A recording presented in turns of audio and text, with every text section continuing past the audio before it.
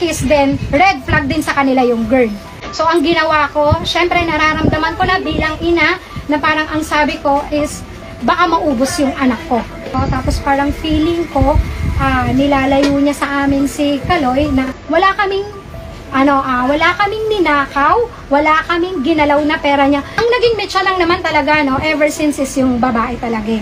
Usap-usapan ngayon sa social media, na ang pagkapanalo pala ni Carlos Edriel Yulo, o mas kilala bilang si Kaloy Yulo, as gold medalist sa 2024 Paris Olympic, ay sampal sa kanyang inang si Angelica Paquiz Yulo, dahil itinakwil nila ito ng kanyang pamilya, matapos malaman ni Kaloy, na nilustay nito ang mga kinita niya as an athlete, nang hindi niya alam.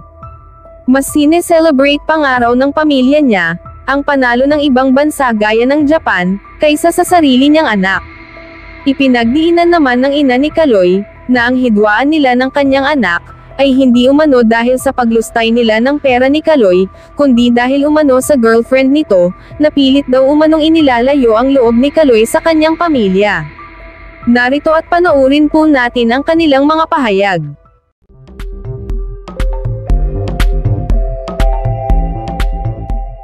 $70,000 na ayun yung masasabi kong nasa akin ngayon as of now, no?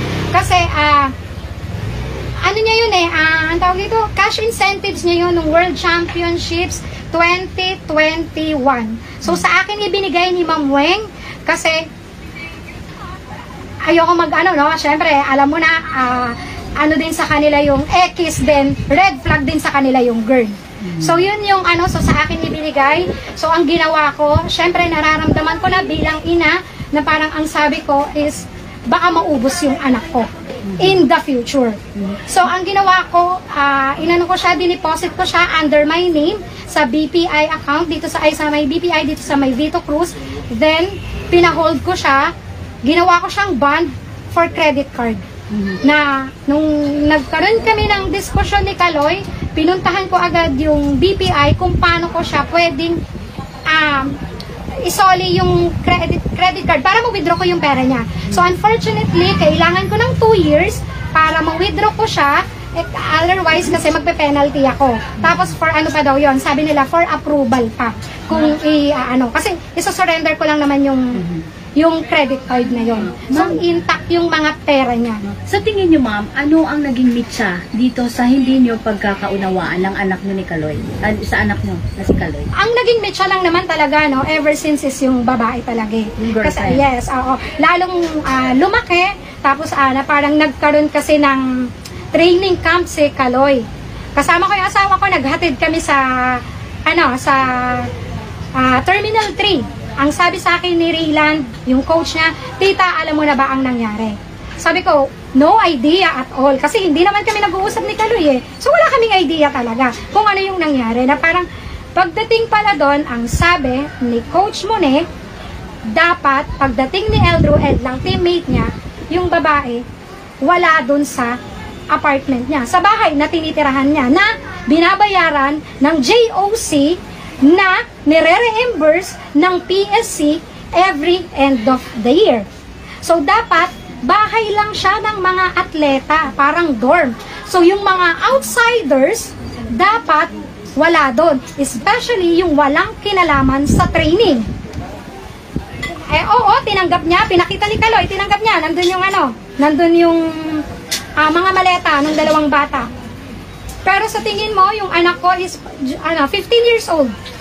Sa tingin nyo ba, patutulugin ko yung anak ko, isa lang siya, para lang siyang studio time. Oo, so maliit lang siya, mas maliit na nga siya. So patutulugin ko yung anak ko, menor de edad, kasama siya at yung babae. Diba? Pangalawa, si Miguel, hindi rin papayagan ng parent niya. Na sinabi sa akin na, Angelica, mag-meeting tayo, hindi ko papayagan si Miguel na matulog din doon.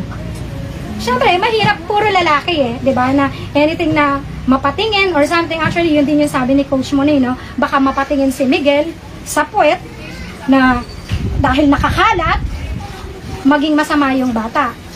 Diba? Yung doon. Isa pa kasi, alam ko, is Christian talaga sila sila, yung papa ni Miguel. Kaya hindi niya talaga i-allowed yung mga ganong. Pero dati ma'am, naging okay kayo ng girlfriend? Or una pa lang talaga? Una, parang medyo okay kasi nagtatawag-tawag naman sila rito ni So, hindi ko naman din masyadong pinapansin, no? Na parang okay lang, na parang then nung nagkita kami rito, tapos parang feeling ko, nilalayo niya sa amin si Kaloy na, oo, alam ko gusto niyang makasama si Kaloy. Gusto rin siyang makasama ni Kaloy. Pero syempre kasi, pamilya kami, kumbaga parang matagal din namin siyang hindi nakasama because of pandemic, di ba? Ilang yon. So syempre, kung siya, gusto rin siyang makasama ng girl, how much more kami na pamilya niya, na gusto rin siyang makasama. Even yung mga kapatid niya, kasi talagang medyo nalulungkot lang, no? Kasi sobrang close silang magkakapatid.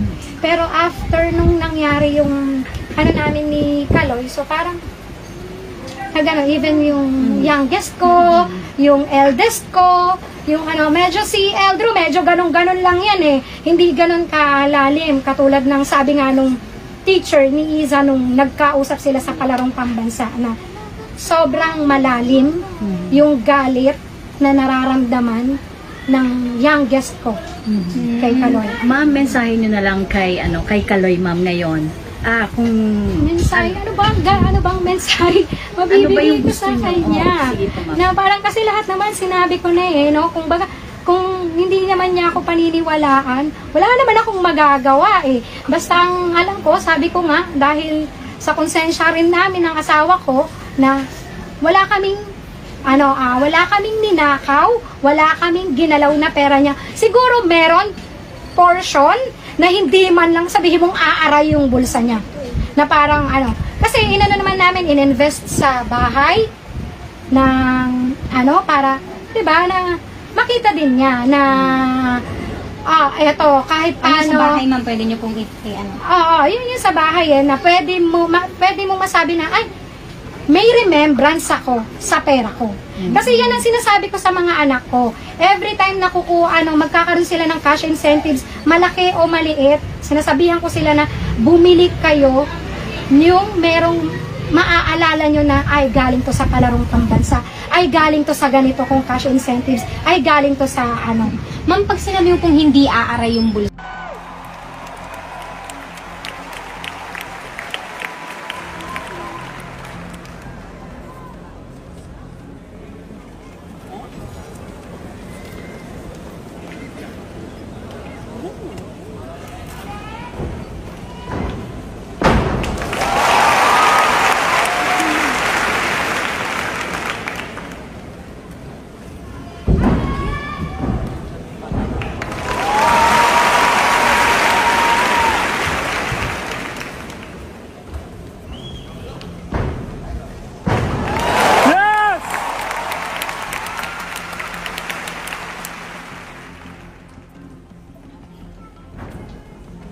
Whoa!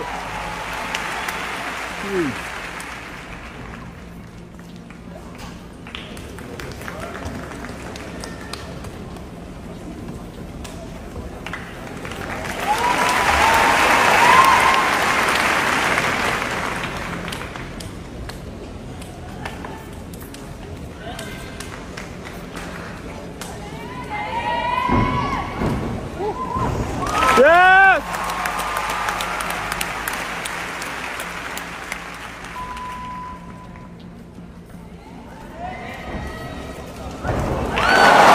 Yes! Go Yulo!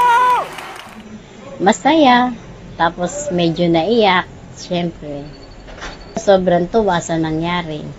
Kasi hindi naman namin akalain makukuha niya talaga yung gold na yan eh. Dahil sa dami ng mga nakalaban niya na mahuhusay, di ba? Nung time na sumigaw na yung yung pinakaisang announcer dito sa Paris. Our champion, Kaloy Yulo, ganun. Ayun, nagsigawan ng mga tao. Hindi ko naman alam na nanonood din sila. Akala ko kami lang ang nanonood. Ayun pala, gising pala talaga lahat ng mga tao nanonood, inaabangan yung laban niya. Kaya nung pagsigaw nung na our champion Kaluyulo, nagpuntahan na sila dito ay kasi ang mga bata tawag lahat sa akin, mama, gold na si Kaloy, gold na. Sabi ko nga, nanonood kami, sabi kong ganon. Meron pa tayong final sa Bolt.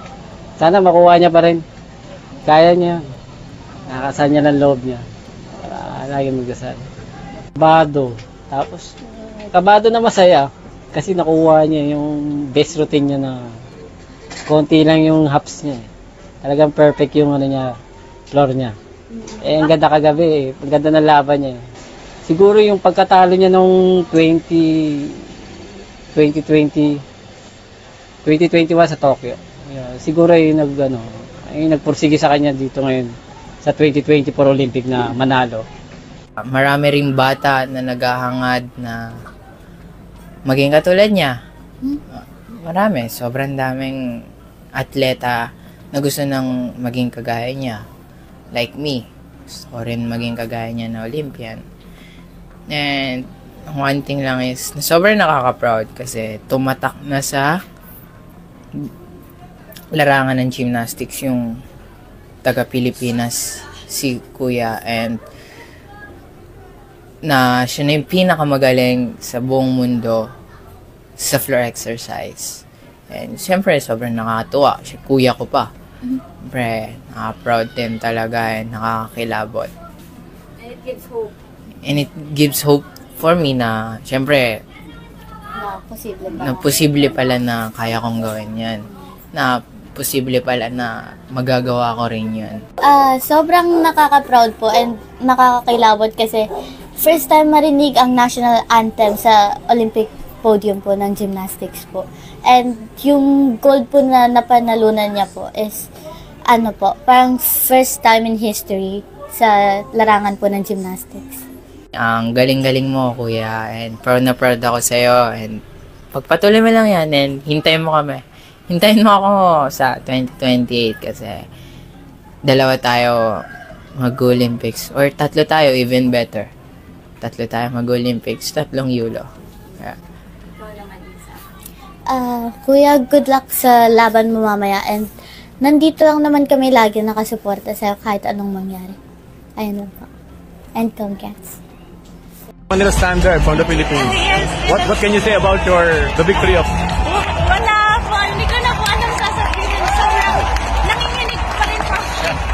Wala na po akong masabi. Thank you, Lord. Congratulations. Maraming salamat po. And thank you po sa family ko po na super nagpasupport sa amin dalawa. Maraming salamat po. Thank you. Congrats. Para sa iba pang karagdagang mga balita at impormasyon, ay huwag po nating kalimutang mag-like, share at comment sa video na ito, at huwag po rin nating kalimutang mag-subscribe to continue supporting us. Maraming salamat po sa inyong panonood, at naway tangkilikin po ninyo ang aming YouTube channel.